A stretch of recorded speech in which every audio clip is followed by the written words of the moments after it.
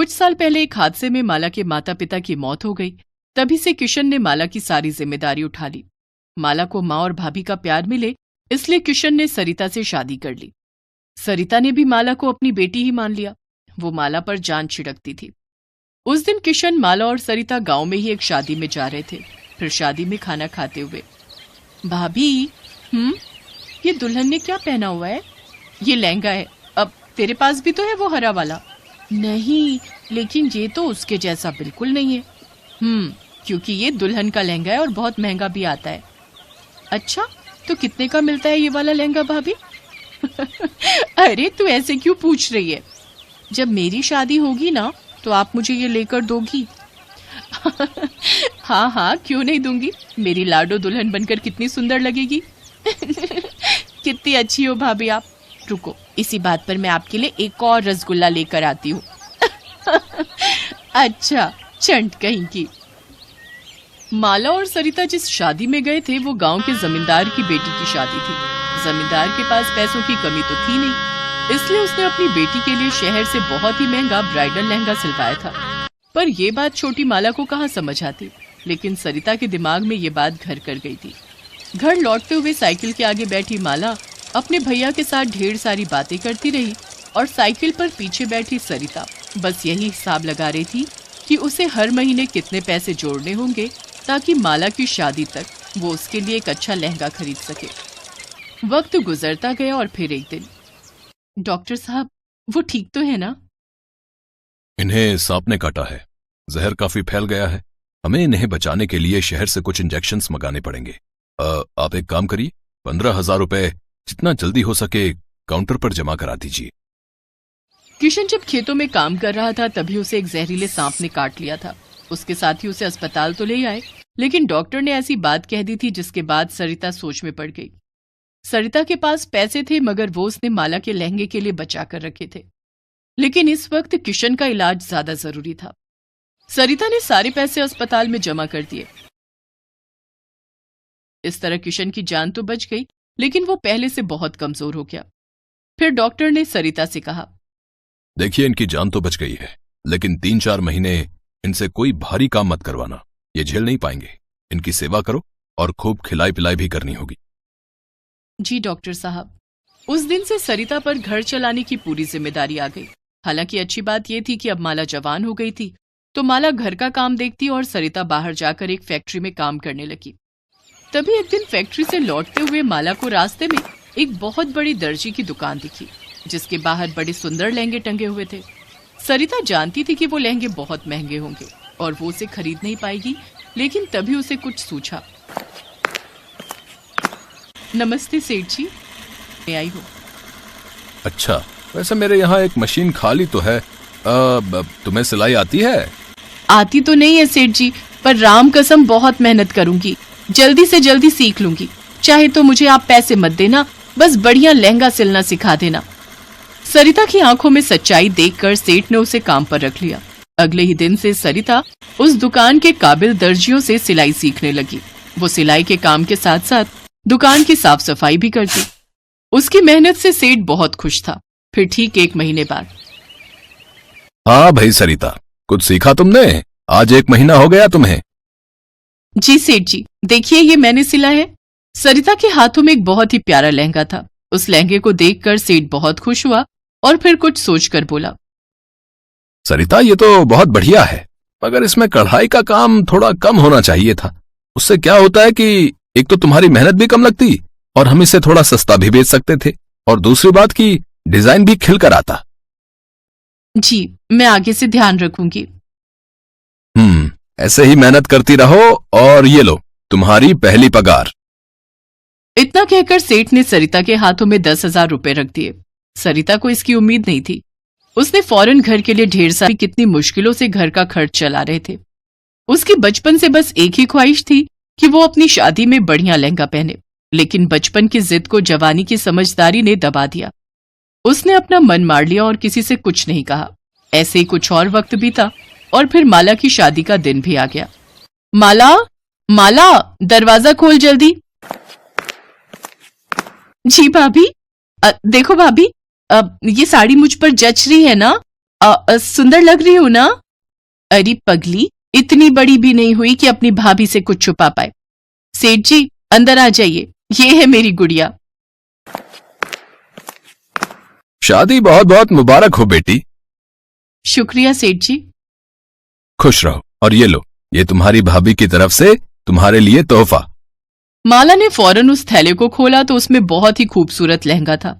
माला कुछ न कह सकी, वो बस सरिता की तरफ देखकर रोई जा रही थी। और फिर तुम्हें पता है बेटी, तुम शादी में बढ़िया लहंगा पहन सको, इसके लिए तुम्हारी भाभी ने मेरी दुकान पर काम करना शुरू किया। दिन रात सिलाई का काम सीखा और फिर हर रोज थोड़ा थोड़ा करके इसने अपने हाथों से तुम्हारे लिए ये लहंगा सिला है। पर सेठ जी, आपके बिना ये मुमकिन ना हो पाता। अरे मैंने तो सिर्फ तुम्हें कपड़ा दिया, लेकिन तुमने अपना सब कुछ दे दिया इसमें। ये लहंगा सच में अनमोल है। मुझे नहीं पता कि इस गांव में इतना महंगा लहंगा आज तक किसी दुल्हन ने पहना है कि नहीं। नहीं पहना होगा सेठ जी, क्योंकि किसी भी दुल्हन के पास इतना प्यार करने वाली माँ जैसी भाभी थोड़ी ही होगी। भाभी।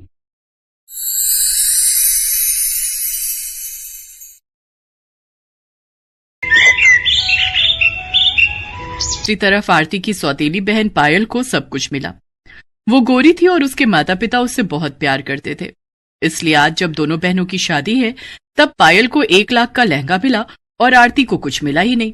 आरती बस बैठकर ये सोचने लगी कि मेरे पास तो कुछ भी नहीं है, शादी का लहंगा नहीं है, क्या पहनकर मंडप में जाऊंगी मैं। आरती के पास लहंगा तो दूर, एक अच्छी साड़ी तक नहीं थी। बचपन से उसके साथ यही होता आया है। आरती की माँ आरती को जन्म देते हुए ही मर गई थी।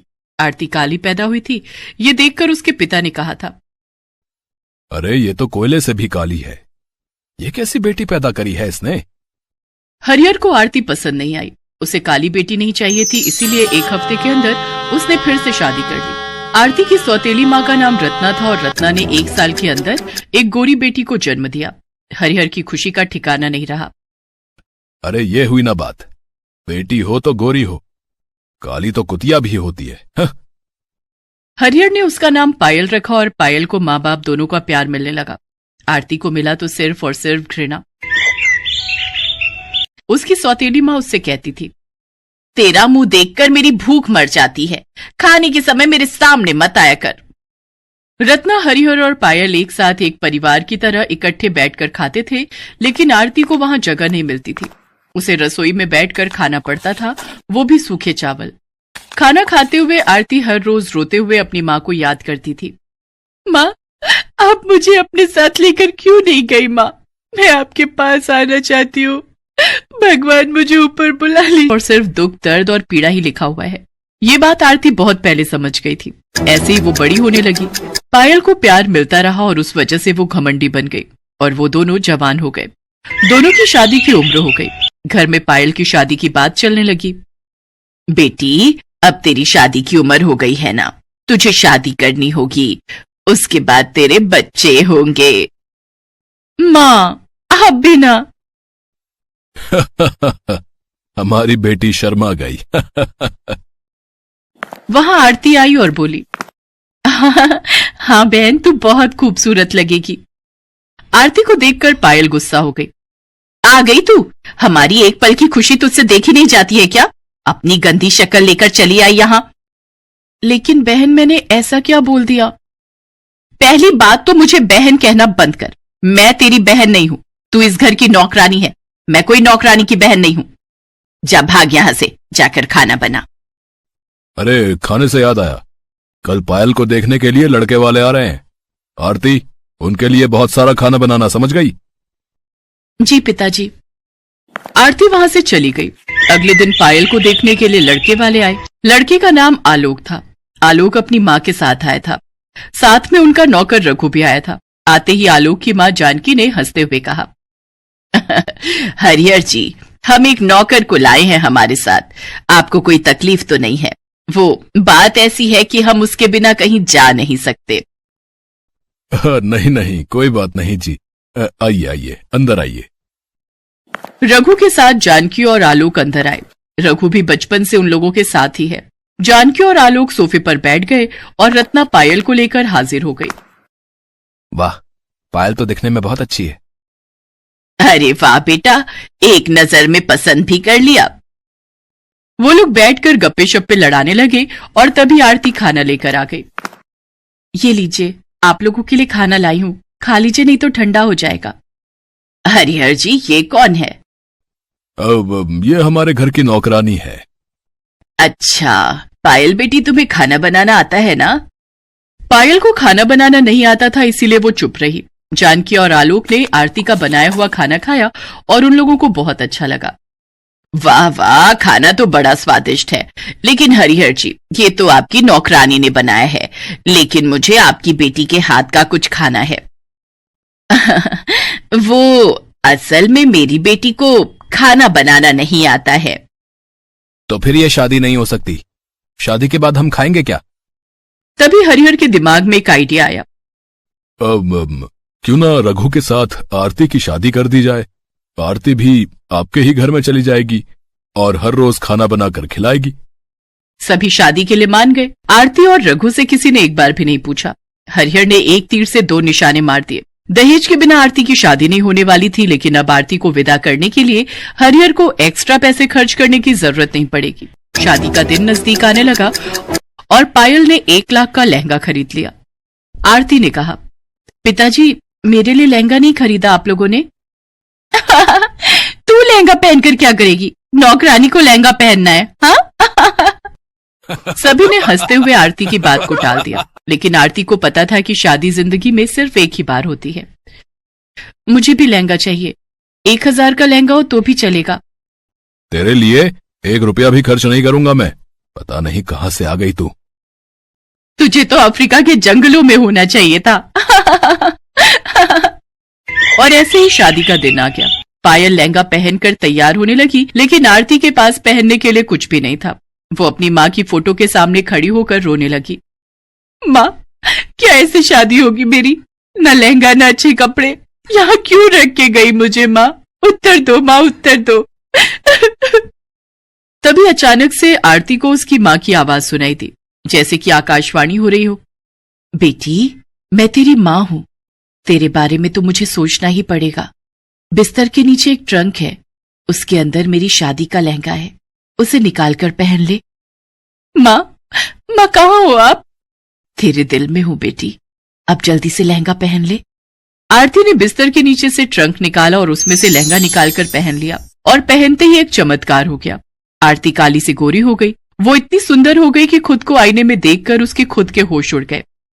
क्या मैं इतनी सुंदर हूं? लेकिन कैसे? ये माँ का प्यार है बेटी। अब जा, शादी के मंडप में जा। शादी के मंडप में आलोक खड़ा हुआ था, पास में ही रघु भी खड़ा हुआ था। पायल मंडप में पहुंची और उसके बाद आरती वहां पहुंच गई। आरती को देखकर सबके होश उड़ गए। क्या? आरती गोरी कैसे हो गई? क्या ये नौकरानी इतनी सुंदर कैसे हो गई? ये तो पायल से भी सुंदर हो गई है। आरती ने रघु का हाथ पकड़ा और अचानक से रघु भी लंबा और गोरे मर्द में बदल गया। उसने कहा, मालिक, पता नहीं मुझे क्या हो गया है, लेकिन मैं आपसे आपके घर में काम नहीं कर सकता। रघु और आरती वहां से भाग गए। उन दोनों ने कहीं और जाकर मंदिर में शादी कर ली। यहाँ जानकी और आलोक को जब पता चला कि आरती हरिहर की नौकरानी नहीं बेटी है, तब उन्होंने शादी से इनकार कर दिया। पायल अंदर से टूट गई। अपनी माँ के आशीर्वाद से आरती ने रघु के साथ बहुत दूर जाकर घर बसाया और वो दोनों लहंगा बनाकर बेचने लगे। इस तरह वो दोनों एक खुशहाल जिंदगी बिताने लगे और यहाँ पायल से किसी ने शादी नहीं की। वो 1 लाख का लहंगा लेकर पूरा जीवन कुंवारी ही रह गई। Best buddies. Hello friends. Thanks for watching this video. अगर आपको ये वीडियो पसंद आया है तो प्लीज लाइक, सब्सक्राइब, कमेंट्स करें इस वीडियो पर।